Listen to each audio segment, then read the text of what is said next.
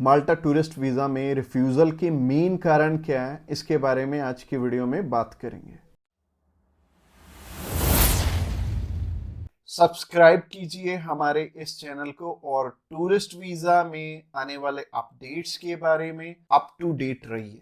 तो जहां तक बात की जाए आज के टाइम में रिफ्यूज़ल्स की, रिफ्यूज़ल रेट बहुत ज़्यादा पीक पे हैं और जैसे कि मैंने बताया 4 बारी अप्लाई करके 5 बारी अप्लाई करके भी लोग बैठे हैं जिनको कि समझ में नहीं आ रहा कि उनका रिफ्यूज़ क्यों हुआ है। तो सबसे बड़ी इसमें दिक्कत होती है रिक्वायरमेंट्स की। एक एम्बेसी की जो रिक्वायरमेंट है ना, वो ना तो आपको किसी साइट से मिलेगी और ना ही इसमें इलेबोरेट आपको एम्बेसी करेगी। चाहे उन्हें खुद फोन लगा लेना, चाहे आप वीएफएस को फोन लगा लेना, वो भी आपकी हेल्प नहीं करेंगे। और तीसरी चीज आती है यहाँ पे कंसल्टेंट्स। बहुत सारे कंसल्टेंट्स हैं, बहुत कुछ जानते होते हैं, वो आपको इसलिए नहीं बताते क्योंकि उस काम को करने में हो सकता है 2 मंथ या 3 मंथ या फिर 6 मंथ का टाइम जाए। तो मेनली बात यही है कि जब भी हमने टूरिस्ट वीज़ा अप्लाई करना है, हम ध्यान से देख लें कि हमारी रिक्वायरमेंट पूरी हो रही है और किसी अच्छे कंसल्टेंट के थ्रू ही अप्लाई करना। मैं तो एक चीज़ बोलता हूं कि बड़े नाम के पीछे तो कभी मत जाना।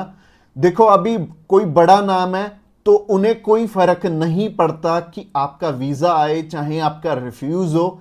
बट हाँ, जैसे हमारे जैसी कंपनीज हैं जो कि अप्लाई करने का भी खर्चा बहुत कम लेते हैं और इसके बाद भी आपको पूरी पूरी सपोर्ट करते हैं हर एक फील्ड में, हर एक चीज में आपकी डॉक्यूमेंटेशन बहुत अच्छे से बनाते हैं। क्योंकि जितने नॉमिनल कोस्टिंग हम लेके चल रहे हैं ना, अगर आपका वीजा आएगा तभी हमारा बेनिफिट है। अगर आपका वीजा आएगा, आप 10 रेफरेंस हमें दोगे तभी हमारा बेनिफिट है, अदरवाइज हमारा कोई बेनिफिट नहीं है। जो पर्सन आपसे ऑलरेडी 25,000 50,000 रुपए एडवांस में ले रहा है, उन्हें आपकी प्रोफाइल से कोई मतलब नहीं है। अच्छा, दूसरी तरह के कंसल्टेंट ये हैं कि जो हायर साइड पे 20-25,000 रुपए आपसे पहले भी लेते हैं और 10 लाख रुपए बाद में भी लेंगे। उन्हें भी आपकी प्रोफाइल से बहुत हद तक कोई मतलब नहीं है क्योंकि उन्होंने आपसे एडवांस ले लिया है और उन्हें यह फर्क नहीं पड़ता कि आपका वीजा आए या ना आए। वो अगर 10 केस अप्लाई करेंगे तो उसमें से एक वीजा तो वैसे ही आ जाता है, तो उनके 10 लाख रुपए तो वैसे ही बन गए। तो उन्होंने आपकी टेंशन क्यों लेनी है? तो सिंपल सी बात है, मैंने आपको अपना मोटिव बता दिया है कि हम रिक्वायरमेंट आपकी अच्छे से क्यों फुलफिल करवाते हैं जब भी आपने टूरिस्ट वीज़ा अप्लाई करना होता है। क्योंकि हमें आपसे बहुत कम पैसे मिलने हैं। अगर आपका वीज़ा नहीं आएगा, आपसे हमें रेफरेंस नहीं मिलेंगे, तो हमारा फायदा ही नहीं है इस काम में आने का। इसके अलावा पहला रीजन तो हो गया जो कि रिक्वायरमेंट के ऊपर है कि रिक्वायरमेंट अपनी बहुत अच्छे से समझ लेना और पूरी कर लेना, तभी वीजा अप्लाई करना। और दूसरा रीजन है कि आपके फाइनेंशियल डॉक्यूमेंट्स बहुत अच्छे से फुलफिल नहीं हुए होते। तो फाइनेंशियल डॉक्यूमेंट्स अगर अच्छे से पूरे नहीं होंगे तो एम्बेसी आपको वीजा, आप ही बताइए, कैसे देगी? उन्हें एक प्रॉपर प्रोफाइल चाहिए, उन्हें ऐसी प्रोफाइल चाहिए कि स्टेप बाय स्टेप आपके सारे डॉक्यूमेंट्स आपस में मैच कर रहे होने चाहिए। जैसे कि आपका जो ऑक्यूपेशन है, वहां से आपकी कितनी मंथली इनकम आ रही है और क्या वो उसी प्रोफेशन से इनकम आ रही है आपकी, और आपके फाइनेंशियल्स आपस में मैच कर रहे होने चाहिए, तभी आपका वीजा लगेगा। तो अगर आपको नहीं पता है कि आपके फाइनेंशियल मैच कर रहे हैं या नहीं कर रहे, तो आप क्या कर सकते हैं? आप अभी हमें कॉल कर सकते हैं, आप जान सकते हैं कि आपके फाइनेंशियल अच्छे से मीट कैसे होंगे। और कॉल तो आप इस वीडियो के एंड में ही हमें करना, क्योंकि आगे जो रीजन है वो भी बहुत स्ट्रॉन्ग रीजन है कि आपका वीजा इन इन कारणों से भी हो सकता है। प्रोफाइल का तो मैंने आपको बता दिया कि आप हमें कॉल कर लेना। इसके अलावा जो तीसरा सबसे बड़ा रीजन है वो है कि आपके यहां पे इंडिया में टाई स्ट्रॉन्ग ना होने, यानी कि इंडिया में आपका कोई ऐसा रीजन नहीं है कि आप वापस लौट के आओ। जैसे कि मैरिड है अगर कोई, तो उनकी वाइफ उनका रीजन बनती है वापस आने का, और अगर कोई अनमैरिड है उसको थोड़ी सी प्रॉब्लम ही आती है। बट इसका भी सोल्यूशन है कि आप बेटर है, अगर आप 20-21 साल के हो, 22 साल के हो, तो बाहर जाने के लिए मैरिज तो करोगे नहीं, तो कर क्या सकते हो, आप अपनी मम्मी या फिर अपने पापा में से किसी एक जने को अपने साथ में अप्लाई करवा लो। इससे क्या होगा कि अगर मम्मी आपके साथ जा रही हैं, आपका नहीं है वापस आने का स्ट्रॉन्ग रीजन, बट उनका बन गया, तो उनके चक्कर में आपका भी वीजा आ जाने वाला है। तो आप कर कह सकते हो या फिर मम्मी या फिर पापा को अपने साथ में अप्लाई करवा लो, तो ज्यादा अच्छा रहेगा, आपका भी टाई स्ट्रांग हो जाएगा। तो तीसरा रीजन हो गया। रीजन नंबर 4 की तरफ बढ़ते हैं। और जो चौथा रीजन है वो ये रीजन है कि आप यहां पे घूमने के लिए जा रहे हो, आपका पर्पस मैटर करता है। जब आप कवरिंग लेटर बना रहे हो तो कवरिंग लेटर ये तो आपके हाथ में नहीं है, ये तो आपके कंसल्टेंट के हाथ में है कि आपका पर्पस बहुत ज्यादा स्ट्रांग होना चाहिए, तभी आपको एक कंट्री वीजा देगी। और वीजा उन्हीं को मिलेगा, लाखों लोग अप्लाई करते हैं जिनका की एक पर्पस होगा, जिनका एक कारण होगा बाहर जाने का। वीजा सिर्फ उन्हें ही मिलने वाला है जिनका एक रीजन बहुत ज्यादा स्ट्रांग होगा। तो रीजन बहुत ज्यादा आपका स्ट्रांग बनाएंगे अगर आप हमारे थ्रू अप्लाई करेंगे।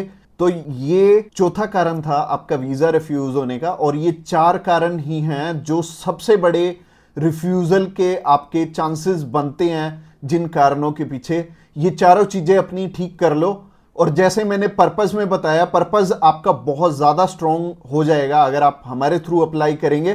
तो अगर आप हमारे थ्रू अप्लाई करना चाहते हैं, आप जानकारी लेना चाहते हैं कि आपके रिक्वायरमेंट पूरी है, क्या आपके फैमिली टाइज स्ट्रांग है, तो आप अभी हमें कॉल करके पता कर सकते हैं कि क्या आपकी रिक्वायरमेंट अच्छे से पूरी है, क्या आपके फाइनेंशियल डॉक्यूमेंट जो कि सबसे ज्यादा इंपॉर्टेंट है आपस में मैच कर रहे हैं। इसके अलावा जो तीसरा कारण था वो था आपके फैमिली टाइज कितने स्ट्रांग है। इसके अलावा चौथा कारण है कि आपका पर्पस हम कितना स्ट्रांगली लगाएंगे, इसके ऊपर आपका वीजा डिपेंड करेगा। और वीजा चाहे आप फर्स्ट टाइम अप्लाई कर रहे हो, चाहे ऑलरेडी आपके 1 रिफ्यूजल है, 2 है, 3 है, 4 है, जितनी मर्जी आपकी रिफ्यूजल्स हैं, मैटर नहीं करती। हमारे पास बहुत सारे लोग आते हैं, एक पर्सन का हमने अप्लाई करके दिया था और उनका टोटल 12 बार रिफ्यूज था, 13th टाइम उनका वीजा आया था।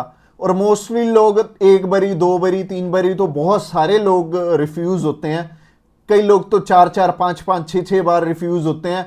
इवन उन्हें ये नहीं पता लगता कि हम करें तो करें क्या, वीजा तो हमें लेना है, और लेना भी बिल्कुल सही मायने में है, एक्स्ट्रा पैसे देके नहीं लेना, एक बिल्कुल नॉमिनल चार्जेस में ही अप्लाई करवाना है किसी से। तो उस कारण में वो ट्रैवल हिस्ट्री वाली साइड भी जाते हैं। तो ट्रैवल हिस्ट्री वाली साइड मैं तो बिल्कुल नहीं बोलूँगा कि आपको ट्रैवल हिस्ट्री बनानी चाहिए, क्योंकि इस टाइम एयर टिकट्स ही इतनी महंगी हैं कि अगर आप एक कंट्री में भी ट्रैवल करते हैं तो आपका 70 से 80 हज़ार रुपये लग जाते हैं। इसके अलावा अगर आप 3-4 कंट्रीज में ट्रैवल कर लिए तो आपके 3-4 लाख रुपए खराब हो जाने वाले हैं। और जैसे कि मैंने आपको पर्पस वाली वीडियो में बताया था, 15 से 16 हज़ार रुपये में आप हमारे थ्रू अप्लाई कर लेंगे और आप कम से कम 3 लाख रुपए में अपना 20 बारी अप्लाई कर पाओगे।